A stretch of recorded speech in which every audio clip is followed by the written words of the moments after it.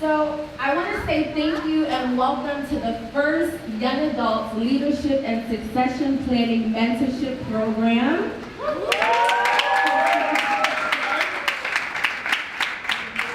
I am so excited, and it was just 7 weeks of just sort of pouring into the young people, and being able to see what has come into fruition as a result is amazing, and I thank God for that. Those who fail to learn from history are bound to repeat it. This is a saying that is said all the time, but do we fully understand and grasp its importance? As many of us are aware, America has a dark and painful history as it relates to slavery and to the treatment of people of color. Our people endured years and years of suffering and were treated like animals. Due to this unfortunate reality, Black people in America understood the importance of sticking together and worked diligently to establish their own communities and resources. In 1787, Blacks in Philadelphia organized the Free African Society, the first organized Afro-American society, and Richard Allen and A. Jones were elected as overseers. They established contact and created relationships with similar Black groups in other cities. 5 years later, the society began to build a church which was dedicated on July 17th of 1794. The African Church applied for membership in the Episcopal Diocese of Pennsylvania. The Black Church, though of diverse denominations, became an organizational site for social and political activities and centers for economic development and growth. Black churches provided an environment free of oppression and racism for African Americans. In Black churches, African Americans were consistently exposed to social, political, and economic opportunities which could be sought and had by all members equally. The representational structure of African American churches confirmed Black preachers as both religious and community leaders. On November 18 of 1803, Haitians defeated Napoleon's troops at the Battle of Vertières, and declared their independence from French colonial oppression on January 4th of 1804.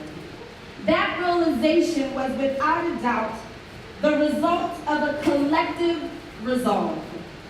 It was the manifestation of a group of people willing to set their differences aside for the purpose of the greater good.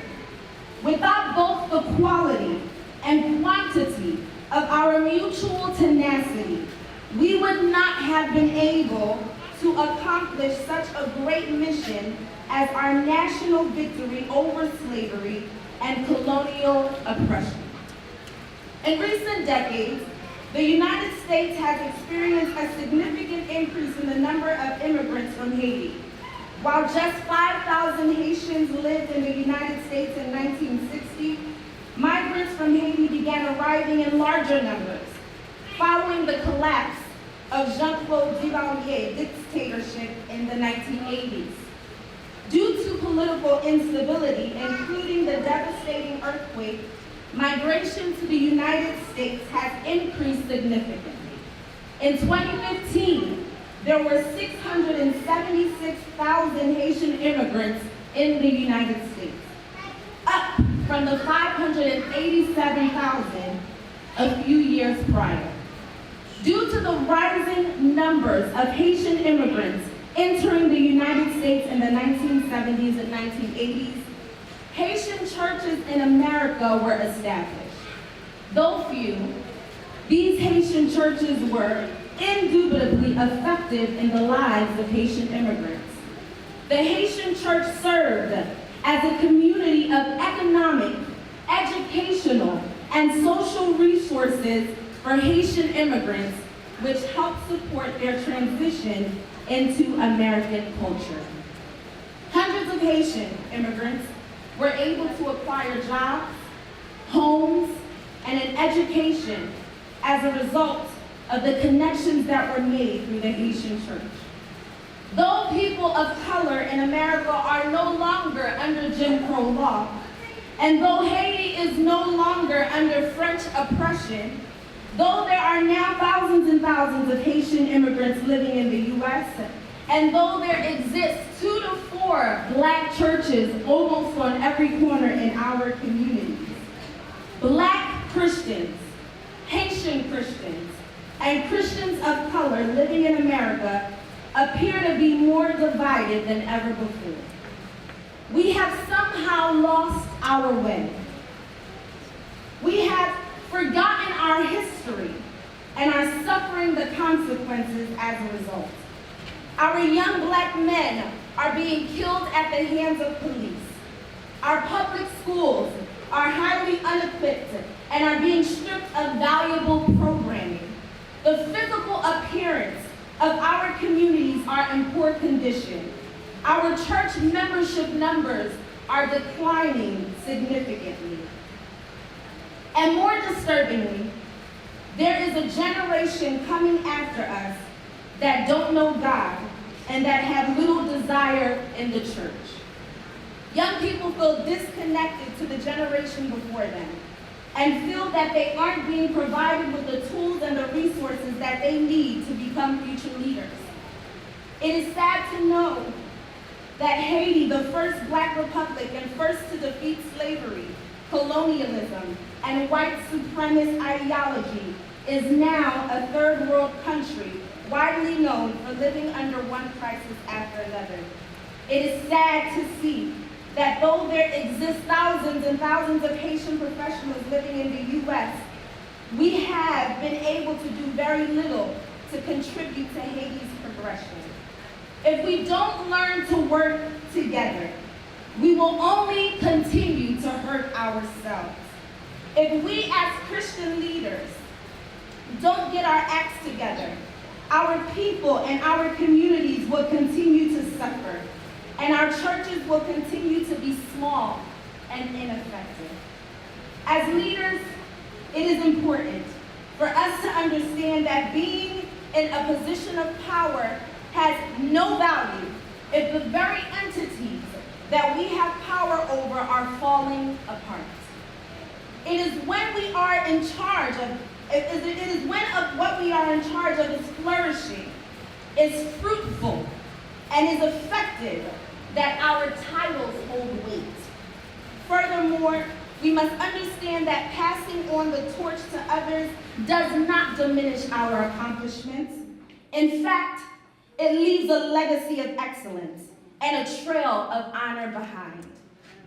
Though we may have lost our way, and though we may have somehow forgotten our history, there can be light at the end of the tunnel.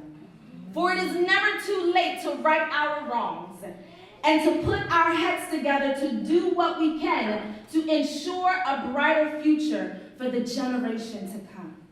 As leaders, we have the responsibility to make a change. No longer can we be complacent with the condition of our churches and with the lack of involvement within our communities.